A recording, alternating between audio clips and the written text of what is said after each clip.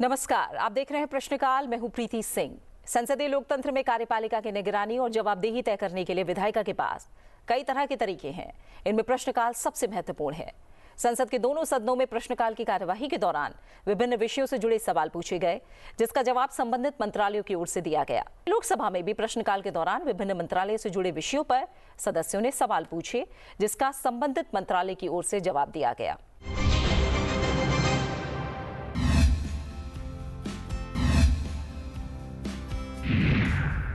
आज के कार्यक्रम का पहला सवाल जुड़ा है भारत के कुशल कार्यबल में निवेश से। इस सवाल को पूछा है लोकसभा सांसद जगदंबिका पाल ने। उन्होंने कौशल विकास और उद्यमशीलता मंत्रालय से पूछा कि सरकार द्वारा युवाओं के लिए शुरू किए गए कौशल और क्षमता निर्माण योजनाओं और कार्यक्रमों में निवेश करने और रोजगार के अवसरों और उद्यमिता को बढ़ावा देने के लिए क्या कदम उठाए गए हैं। सरकार द्वारा चिन्हित प्रमुख कौशल विकास क्षेत्रों का ब्यौरा क्या है। कौशल अंतराल और अल्प योग्यता के मुद्दे के समाधान के लिए सरकार ने क्या कदम उठाए हैं। इस सवाल का जवाब दिया कौशल विकास और उद्यमशीलता मंत्रालय में राज्य मंत्री जयंत चौधरी ने। अपने जवाब में उन्होंने बताया कि भारत सरकार के कौशल भारत मिशन के अंतर्गत कौशल विकास और उद्यमशीलता मंत्रालय विभिन्न योजनाओं जैसे प्रधानमंत्री कौशल विकास योजना, जन शिक्षण संस्थान, राष्ट्रीय शिक्षुता संवर्धन योजना और औद्योगिक प्रशिक्षण संस्थानों के माध्यम से शिल्पकार प्रशिक्षण योजना के अंतर्गत कौशल विकास केंद्रों के एक व्यापक नेटवर्क द्वारा देश भर में समाज के सभी वर्गों को कौशल, पुनः कौशल और कौशल उन्नयन प्रशिक्षण प्रदान करता है। इस मिशन का उद्देश्य भारत के युवाओं को भविष्य के लिए तैयार करना और उन्हें उद्योग संबंधित कौशलों से लैस करना है। इन योजनाओं का विवरण भी उन्होंने साझा किया, जिनमें प्रधानमंत्री कौशल विकास योजना, ये स्कीम देश भर के युवाओं को अल्पकालिक प्रशिक्षण के जरिए कौशल विकास प्रशिक्षण और पूर्व अधिगम मान्यता के माध्यम से कौशल का उन्नयन यानी अपस्किलिंग और पुनः कौशलीकरण यानी रीस्किलिंग प्रदान करने के लिए है। जन शिक्षण संस्थान स्कीम, इसका मुख्य लक्ष्य 15 से 45 वर्ष आयु वर्ग के निरक्षरों, नव साक्षरों, प्राथमिक शिक्षा प्राप्त व्यक्तियों और 12वीं कक्षा तक बीच में ही स्कूल छोड़ने वालों को व्यवसायिक कौशल प्रदान करना है। दिव्यांगजन और अन्य योग्य व्यक्तियों को आयु सीमा में उचित छूट दी जाती है। ग्रामीण क्षेत्रों और शहरी निम्न आय वाले क्षेत्रों में महिलाओं, अनुसूचित जाति और अनुसूचित जनजाति, अन्य पिछड़ा वर्ग और अल्पसंख्यकों को प्राथमिकता दी जाती है। राष्ट्रीय शिक्षुता संवर्धन योजना, ये योजना शिक्षुता प्रशिक्षण को बढ़ावा देने और शिक्षुओं को वजीफा भुगतान के लिए वित्तीय सहायता प्रदान करके उनकी सहभागिता बढ़ाने के लिए है। प्रशिक्षण में बुनियादी प्रशिक्षण और उद्योग में कार्यस्थल पर ऑन द जॉब प्रशिक्षण, व्यावहारिक प्रशिक्षण भी शामिल है। शिल्पकार प्रशिक्षण योजना, ये स्कीम देश भर के औद्योगिक प्रशिक्षण संस्थानों के माध्यम से दीर्घकालिक प्रशिक्षण प्रदान करने के लिए है। ये ITI कई आर्थिक क्षेत्रों को कवर करते हुए विभिन्न व्यावसायिक कौशल प्रशिक्षण पाठ्यक्रम प्रदान करते हैं, जिनका उद्देश्य उद्योगों को कुशल कार्यबल प्रदान करने के साथ ही युवाओं को स्वरोजगार प्रदान करना है। इसके अलावा उद्यमिता, शिक्षा, प्रशिक्षण और पक्ष समर्थन के माध्यम से एक समावेशी उद्यमशीलता इकोसिस्टम को बढ़ावा देने के लिए भारत सरकार ने अन्य बातों के साथ ही कई पहल की हैं, जिनमें उद्यमिता संवर्धन के लिए योजनाओं कार्यक्रमों का कार्यान्वयन जैसे कि प्रधानमंत्री रोजगार सृजन कार्यक्रम, MSE क्लस्टर विकास कार्यक्रम, पारंपरिक उद्योगों के पुनरुद्धार के लिए निधि योजना, नवाचार, ग्रामीण उद्योग और उद्यमिता को बढ़ावा देने के लिए एक योजना, स्टार्टअप इंडिया, स्टार्टअप ग्राम उद्यमिता कार्यक्रम, प्रधानमंत्री सूक्ष्म खाद्य प्रसंस्करण उद्यम उन्नयन योजना, technology incubation and development of entrepreneur scheme शामिल हैं। देश के स्टार्टअप इकोसिस्टम में नवाचार, स्टार्टअप को बढ़ावा देने और निवेश को प्रोत्साहित करने के लिए एक मजबूत इकोसिस्टम बनाने के इरादे से सरकार ने 16 जनवरी 2016 को स्टार्टअप इंडिया पहल शुरू की। प्रमुख योजनाएं जैसे fund of funds for startups, startup India seed fund scheme और credit guarantee scheme for startups अपने व्यापारी चक्र के विभिन्न चरणों में स्टार्टअप का समर्थन करती है। MSDE अपने स्वायत्त संस्थानों यानी राष्ट्रीय उद्यमिता और लघु व्यवसाय विकास संस्थान नोएडा और भारतीय उद्यमिता संस्थान गुवाहाटी के माध्यम से पूर्वोत्तर क्षेत्र और आकांक्षी जिलों जैसे विशेष क्षेत्रों सहित देश भर में उद्यमिता को बढ़ावा देने के लिए उद्यमिता जागरूकता कार्यक्रम और उद्यमिता विकास कार्यक्रम आयोजित करता है। MSDE ने नीति उद्योग के महिला उद्यमिता मंच के सहयोग से फरवरी 2025 में पूर्वोत्तर राज्यों असम, मेघालय, मिजोरम और उत्तर प्रदेश और तेलंगाना में महिला उद्यमिता कार्यक्रम स्वावलंबिनी की शुरुआत की। इस कार्यक्रम का उद्देश्य NIESBUD नोएडा और IIE गुवाहाटी द्वारा कार्यान्वित किए जाने वाले EAP और EDP के माध्यम से छात्राओं में उद्यमशीलता और मानसिकता विकसित करना है। समय समय पर कौशल अंतराल अध्ययन किए जाते हैं जो विभिन्न क्षेत्रों में आवश्यक कौशल और कौशल अंतरालों के बारे में जानकारी प्रदान करते हैं। ये अध्ययन उद्योग की आवश्यकताओं के अनुसार कार्यबल तैयार करने के उद्देश्य से सरकार के हस्तक्षेपों का मार्गदर्शन करते हैं। इसके अलावा जिला कौशल समितियों को जिला कौशल विकास योजनाएं, तैयार करने का दायित्व सौंपा गया है ताकि जमीनी स्तर पर विकेंद्रीकृत योजनाओं कार्यान्वयन को बढ़ावा दिया जा सके। DSDP रोजगार के अवसरों वाले क्षेत्रों के साथ साथ जिलों में कौशलीकरण और संबंधित मांग की पहचान करती है और कौशल प्रशिक्षण के लिए उपलब्ध सुविधाओं का मानचित्रण करती है। सरकार के कौशल विकास कार्यक्रम विभिन्न क्षेत्रों में चिन्हित कौशल अंतरालों को पाटने के लिए डिजाइन और कार्यान्वित किए जाते हैं। कौशल विकास और उद्यमिता मंत्रालय ने राष्ट्रीय अनुप्रयुक्त आर्थिक अनुसंधान परिषद यानी NCAER के माध्यम से क्षेत्र विशिष्ट कौशल मांगों के विश्लेषण के लिए एक मजबूत पद्धति स्थापित करने के लिए 7 उच्च विकास क्षेत्रों संबंधी एक राष्ट्रीय कौशल अंतराल अध्ययन किया। इन 7 क्षेत्रों में शामिल है अनाज, फलीदार फसलों और तिलहन की खेती, मवेशी और भैंसों का पालन, वस्त्र बुनाई, मोटर वाहनों के पुर्जों और सहायक उपकरणों का निर्माण, सौर ऊर्जा और अन्य अपारंपरिक स्रोतों का उपयोग करके बिजली उत्पादन, विशेष दुकानों में भोजन, कपड़े, जूते और चमड़े की वस्तुओं की खुदरा बिक्री और MV का रखरखाव और मरम्मत, कंप्यूटर प्रोग्रामिंग गतिविधियां। इस अध्ययन ने उन नौकरी भूमिकाओं की पहचान की है जो 7 क्षेत्रों में मांग की कमी का सामना कर रही हैं और मांग की कमी की संभावना है। ये सुनिश्चित करने के लिए कि कौशल प्रशिक्षण वर्तमान उद्योग आवश्यकताओं के अनुरूप हो और इससे युवाओं की रोजगार क्षमता में सुधार हो। MSDE द्वारा कई विशिष्ट कदम उठाए गए हैं, जिनमें राष्ट्रीय व्यावसायिक शिक्षा और प्रशिक्षण परिषद की स्थापना एक व्यापक नियामक के रूप में की गई है जो तकनीकी और व्यावसायिक शिक्षा और प्रशिक्षण क्षेत्र में गुणवत्ता सुनिश्चित करने के लिए नियम और मानक स्थापित करता है। NCVET द्वारा मान्यता प्राप्त अवॉर्डिंग बॉडीज से अपेक्षा की जाती है कि वो उद्योग की मांग के अनुसार योग्यताएं विकसित करे और उन्हें राष्ट्रीय व्यवसाय वर्गीकरण 2015 के अनुसार पहचाने गए व्यवसायों के साथ जोड़े और उद्योग से मान्यता प्राप्त करे। संबंधित क्षेत्रों में अग्रणी उद्योग के नेतृत्व में 36 क्षेत्र कौशल परिषदों की स्थापना की गई है, जिन्हें संबंधित क्षेत्रों के कौशल विकास आवश्यकताओं की पहचान करने के साथ ही कौशल योग्यता मानकों का निर्धारण करने का दायित्व सौंपा गया है। MSDE के तत्वाधान में प्रशिक्षण महानिदेशालय फ्लेक्सी MOU योजना और प्रशिक्षण की दोहरी प्रणाली को कार्यान्वित कर रहा है, जिसका उद्देश्य ITI छात्रों और उनकी आवश्यकताओं के अनुसार औद्योगिक वातावरण में प्रशिक्षण प्रदान करना है। PMKVY के अंतर्गत नए युग और भविष्य के कौशल वाली नौकरी भूमिकाओं को आगामी बाजार मांग और उद्योग की आवश्यकताओं के लिए AI, ML, robotics, mechatronics, drone technology जैसे क्षेत्रों में उद्योग 4.0 आवश्यकताओं के साथ विशेष रूप से संरेखित किया गया है। DGT ने 5G नेटवर्क तकनीशियन, artificial intelligence programming assistant, cyber security assistant, drone तकनीशियन जैसे उभरते क्षेत्रों में प्रशिक्षण प्रदान करने के लिए CTS के तहत औद्योगिक प्रशिक्षण संस्थानों और राष्ट्रीय कौशल प्रशिक्षण संस्थान में नए युग और भविष्य के कौशल पाठ्यक्रम शुरू किए हैं।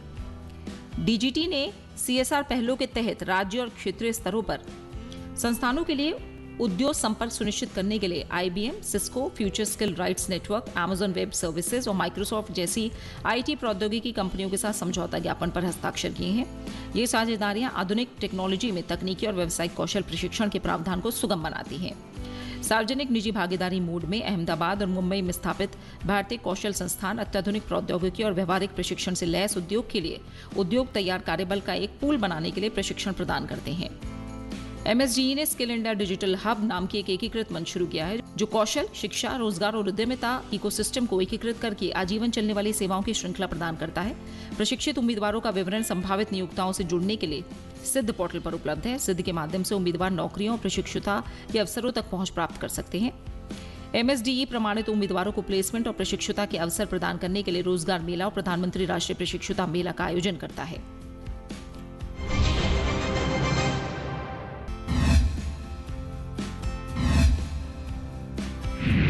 आज के कार्यक्रम का अगला सवाल जुड़ा है निपुण भारत मिशन के अंतर्गत सुधार से। सवाल को पूछा है लोकसभा सांसद रविंद्र दत्ताराम वायकर, नरेश गणपत महस्के, डॉक्टर श्रीकांत एकनाथ शिंदे और शांभवी ने।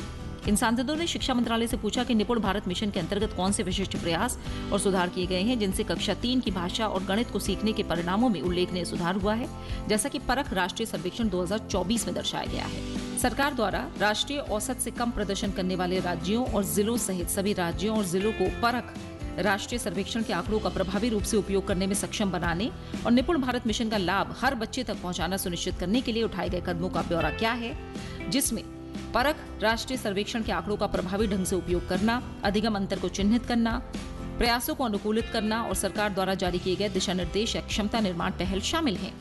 क्या निपुण भारत मिशन को और सशक्त बनाने के लिए सरकार की कोई योजना का ब्यौरा है जिसमें कम प्रदर्शन करने वाले क्षेत्रों के लिए लक्षित सहायता और आधारभूत शिक्षा में लगातार अंतराल को दूर करने संबंधी रणनीतियां शामिल हैं? और क्या सरकार सामाजिक आर्थिक रूप से वंचित जिलों, आदिवासी क्षेत्रों और आकांक्षी ब्लॉकों में आधारभूत शिक्षण प्रयासों का समान रूप से कार्यान्वयन करने के लिए निपुण भारत इक्विटी इंडेक्स को संस्थागत बनाने का प्रस्ताव रखती है? अगर हाँ, तो इसका ब्यौरा क्या है?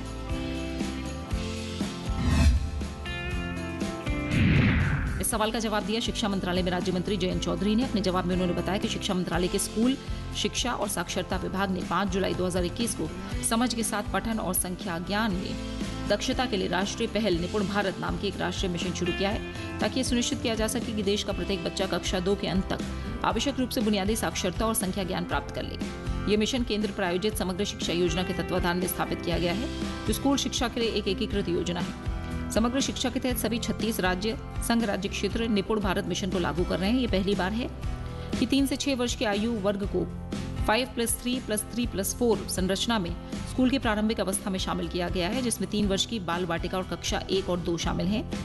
प्रारंभिक अवस्था के लिए राष्ट्रीय पाठ्यचर्या रूपरेखा 20 अक्टूबर 2022 को जारी की गई, जिसमें पाठ्यक्रम, शिक्षकों के प्रशिक्षण, अधिगम शिक्षण सामग्री के लिए एक संरचना प्रदान की गई। स्कूल शिक्षा और साक्षरता विभाग द्वारा राष्ट्रीय शैक्षिक अनुसंधान और प्रशिक्षण परिषद के अंतर्गत समग्र विकास के लिए ज्ञान का प्रदर्शन, मूल्यांकन, समीक्षा और विश्लेषण, परख सर्वेक्षण की स्थापना की गई।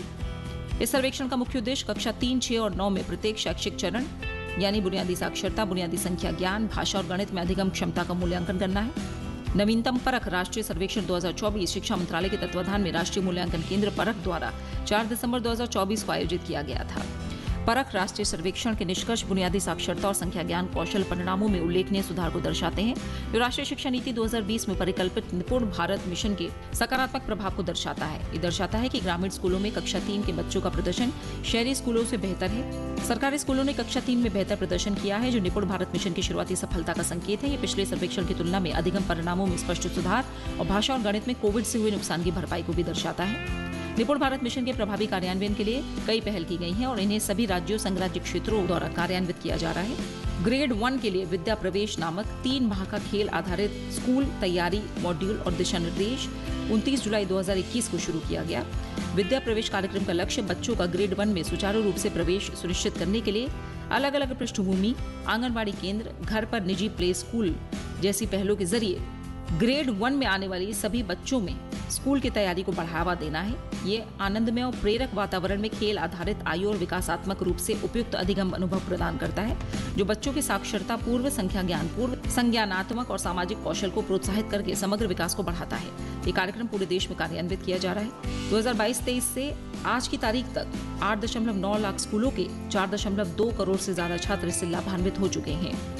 जादुई पिटारा 3 से 6 वर्ष के आयु वर्ग के बच्चों के लिए शिक्षण अधिगम सामग्री का एक संग्रह है, जो 20 फरवरी 2023 को शुरू किया गया था। ये बुनियादी चरण के लिए 53 अधिगम शिक्षण सामग्री वाला एक बॉक्स है, जिसमें विद्यार्थियों के लिए खिलौने, खेल, पहेलियां, कठपुतलियां, पोस्टर, फ्लैश कार्ड, कहानी कार्ड, प्ले बुक और शिक्षकों के लिए पुस्तिकाएं हैं। उपयोगकर्ता पुस्तिका और सभी गतिविधि कार्ड, चित्र पठन, पोस्टर, स्टोरी कार्ड और जेपी के निर्देशों का 22 भाषाओं में अनुवाद किया गया है। ये एनईपी 2020 में की गई परिकल्पना के अनुसार अधिगम शिक्षण के वातावरण को समृद्ध करने और इसे और अधिक बाल केंद्रित, जीवंत और आनंदमय बनाने की दिशा में एक बड़ा कदम है। इसमें प्रशिक्षक पुस्तिका उन्मुख नामक प्रशिक्षकों के लिए एक व्यापक मार्गदर्शिका भी शामिल है, जिसमें 3 से 6 वर्ष की आयु के बच्चों के लिए गतिविधि बैंक है, जो उनके पंचकोशीय विकास और NCF-FS के पाठ्यचर्या लक्ष्यों को बुनियादी चरण में शिक्षकों के भावी प्रशिक्षण के लिए मैप किया गया है। गतिविधि पुस्तिका आनंद में बच्चों द्वारा उपयोग किए जाने के लिए एकीकृत वर्कशीट है। ई जादुई पिटारा 10 फरवरी 2024 को शुरू किया गया था। EJP एक ऐप और वेबसाइट है, जो आधुनिक तकनीक और खेल आधारित शिक्षण पद्धति का एकीकरण है और जादुई पिटारा के अधिगम को फैलाने और कक्षा की 4 दीवारी से बाहर ले जाने का एक तरीका है। इसमें शामिल हितधारक, शिक्षक, शिक्षाविद, अभिभावक हैं। EJP NEP 2020 के अनुरूप एक ऐप है, जिसे शुरुआत में एंड्रॉइड उपयोगकर्ता के लिए इस वेबसाइट पर ब्राउजर एक्सेस के साथ तैयार किया गया था। इस ऐप में वर्तमान में विभिन्न भाषाओं में 1000 से अधिक कहानियां हैं। ये वेबसाइट और मोबाइल ऐप अनेक भाषाओं में गतिविधियों, गानों, पहेलियों, कहानियों और लोरियों सहित मनोरंजक और आकर्षक विषय वस्तु से भरपूर है। कृत्रिम मेधा का उपयोग करते हुए इसमें 3 बॉट शामिल हैं, जिनमें कथा सखी, आपकी कहानीकार साथी जो जादुई कहानियों को जीवंत करती है, शिक्षक तारा, शिक्षाविदों के लिए एक मार्गदर्शन जो सुझाव और संसाधन प्रदान करता है, और अभिभावक तारा, माता पिता के लिए एक सहायक साथी जो मार्गदर्शन और मनोरंजक गतिविधियां प्रदान करता है। NEP 2020 और NCF-FS की सिफारिशों को पूरा करते हुए कक्षा 1 और 2 के लिए खेल और गतिविधि आधारित पाठ्यपुस्तकें भी तैयार की गई हैं और राज्य संघ राज्य क्षेत्रों के साथ साझा की गई हैं। मातृभाषा में FLN अधिगम के लिए 121 स्थानीय भाषाओं में प्राइमर विकसित किए गए हैं। कम से कम 10,000 की आबादी द्वारा बोली जाने वाली भाषाएं हैं। बाल वाटिका से लेकर कक्षा 2 तक बुनियादी साक्षरता और संख्या ज्ञान के लिए लक्ष्य राष्ट्रीय और अंतर्राष्ट्रीय शोध के आधार पर अधिगम परिणामों पर आधारित है। शिक्षकों को निरंतर अधिगम अवसर प्रदान करने के लिए अक्टूबर 2020 में दीक्षा मंच का उपयोग करते हुए निष्ठा ऑनलाइन शुरू किया गया था, ताकि प्राथमिक शिक्षकों तक अधिगम किया जा सके और इसे सभी स्तर के शिक्षकों तक विस्तारित किया जा सके। इसमें वार्तालाप के लिए कई दृष्टिकोण शामिल हैं, जैसे वीडियो के साथ टेक्स्ट मॉड्यूल। ये सभी सामग्री बुनियादी साक्षरता और संख्या ज्ञान के 3 विकासात्मक लक्ष्यों और अधिगम परिणामों से संबंध है। वर्तमान में ये 133 भाषाओं में सामग्री प्रदान करता है। 14 लाख से अधिक शिक्षकों ने बुनियादी साक्षरता और संख्या ज्ञान और प्रारंभिक बाल्यावस्था देखभाल और शिक्षा के लिए निष्ठा ऑनलाइन प्रशिक्षण कार्यक्रम पूरा कर लिया है। समय प्रगति कार्ड की शुरुआत एक रचनात्मक मूल्यांकन टूल के रूप में छात्रों की प्रगति का बहुआयामी मूल्यांकन करने के लिए की गई है, जो न केवल शैक्षणिक प्रदर्शन बल्कि सह पाठ्यचर्या और सामाजिक भावनात्मक विकास को भी दर्शाता है। इन मूल्यांकनों से प्राप्त जानकारियां प्रमाण आधारित मध्यवर्तनों का मार्गदर्शन करती हैं, जिससे सभी क्षेत्रों में समान प्रगति सुनिश्चित की जा सके। भारत सरकार ने वास्तविक अधिगम परिणामों की निगरानी को सुदृढ़ करने के लिए शैक्षणिक रूपरेखा के एक भाग के रूप में स्वचालित स्थायी शैक्षणिक खाता रजिस्ट्री की शुरुआत की है। ये पहल राष्ट्रीय शिक्षा नीति 2020 के अनुरूप एक राष्ट्र एक छात्र पहचान पत्र पहल का हिस्सा है और प्रत्येक विद्यार्थी के लिए एक विशिष्ट आजीवन शैक्षणिक पहचान पत्र के रूप में कार्य करती है। ये उनकी शैक्षणिक उपलब्धियों, सह पाठ्यचर्या गतिविधियों, कौशल विकास मूल्यांकन और बुनियादी स्वास्थ्य रिकॉर्ड सहित शैक्षणिक यात्रा को बुनियादी चरण से लेकर आगे तक रिकॉर्ड करता है। ये डिजिटल प्रणाली अधिगम की निरंतरता सुनिश्चित करती है, पढ़ाई छोड़ने वाले बच्चों की वापसी में मदद करती है और अभिभावकों, शिक्षकों और संस्थाओं के लिए समय पर शैक्षणिक जानकारी उपलब्ध कराती है। इसके अलावा APAAR को समग्र प्रगति कार्ड के साथ एकीकृत किया गया है, जो दक्षता आधारित और रचनात्मक मूल्यांकन के माध्यम से विद्यार्थी के विकास का समग्र दृष्टिकोण प्रस्तुत करता है। HPC से प्राप्त डेटा एक केंद्रीकृत डेटा विश्लेषण मंच विद्या समीक्षा केंद्र से जुड़ा हुआ है, जो विद्यार्थियों की प्रगति की निगरानी, अधिगम कमियों की पहचान और लक्षित मध्यवर्तनों में सहयोग करता है। APAAR, HPC और VSK मिलकर निपुण भारत मिशन के डिजिटल परिवर्तन लक्ष्यों और व्यापक समग्र शिक्षा पहल की सहायता के लिए एक डिजिटल डेटा संचालित परितंत्र बनाते हैं, जो प्रत्येक विद्यार्थी की प्रगति की निरंतर निगरानी सुनिश्चित करके शिक्षा के सभी चरणों में उत्तरदायित्व और बेहतर अधिगम परिणामों को सुनिश्चित करता है। सभी नवविकसित सामग्री आकांक्षी जिलों, सामाजिक आर्थिक रूप से वंचित जिलों और जनजातीय क्षेत्रों सहित पूरे देश में लागू है। निपुण भारत पहलों के कार्यान्वयन के लिए दीक्षा पर बुनियादी साक्षरता और संख्या ज्ञान पर एक अलग वर्टिकल विकसित किया गया है, ताकि सामाजिक आर्थिक रूप से वंचित जिलों और जनजातीय क्षेत्रों सहित आकांक्षी जिलों सहित पूरे देश के लिए उच्च गुणवत्ता वाली अधिगम सामग्री की उपलब्धता और अभिगम सुनिश्चित किया जा सके। निपुण के अनुवीक्षण के लिए एक नया संक्षिप्त प्रारूप निपुण भारत मिशन योजना के कार्यान्वयन टेम्पलेट विकसित किया गया और प्रगति को एक नजर में समझने और बेहतर अनुवीक्षण के लिए सभी राज्यों, संघ राज्य क्षेत्रों के साथ साझा किया गया।